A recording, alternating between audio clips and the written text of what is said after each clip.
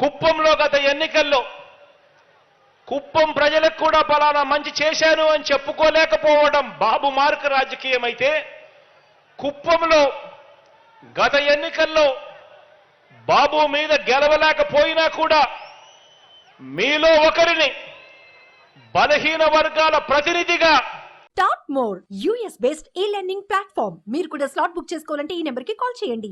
భరత్ను ఎమ్మెల్సీగా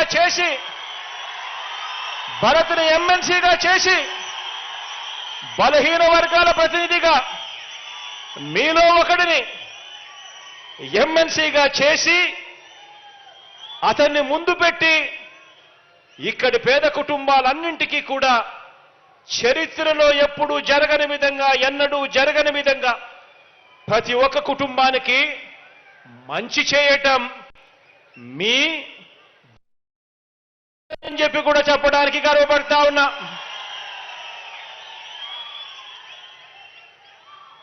భరత్ను మన బలహీన వర్గాలకు చెందిన నాయకుడిని, మీ వాడిని ప్రతినిధిగా చేసి ఆయన 2019లో గెలవలేకపోయినా కూడా ఎమ్మెల్సీగా చేసి కుప్పానికి ఈ 5 సంవత్సరాలలో ఇంత మంచి చేశాం.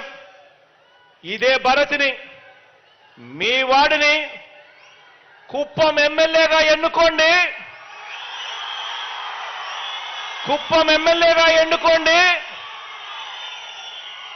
నా కేబినెట్ లో మంత్రిగా స్థానం ఇస్తాను, నా గుండెల్లో పెట్టుకుంటాను.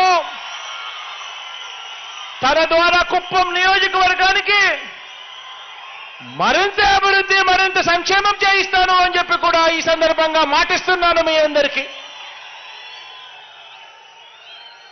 ఆలోచన చేయమని అడుగుతా ఉన్నాను. మరి ఏ మార్క్ రాజకీయం కావాలి? ప్రతి ఒక్కరిని కూడా ఆలోచన చేయమని కోరుతా ఉన్నాను. ప్రజల గురించి ఆలోచన చేసే, పేదవాడి గురించి ఆలోచన చేసే, పేదవాడి భవిష్యత్ గురించి ఆలోచన చేసే మీ బిడ్డ మార్క్ రాజకీయం కావాలా, లేక కేవలం ఎన్నికల్లో మిమ్మల్ని ఉపయోగించుకొని తర్వాత గాలి కొదిలేసే రాజకీయం చంద్రబాబు నాయుడు గారు చేస్తా ఉన్న రాజకీయం కావాలా? అందరూ కూడా ఆలోచన చేయండి.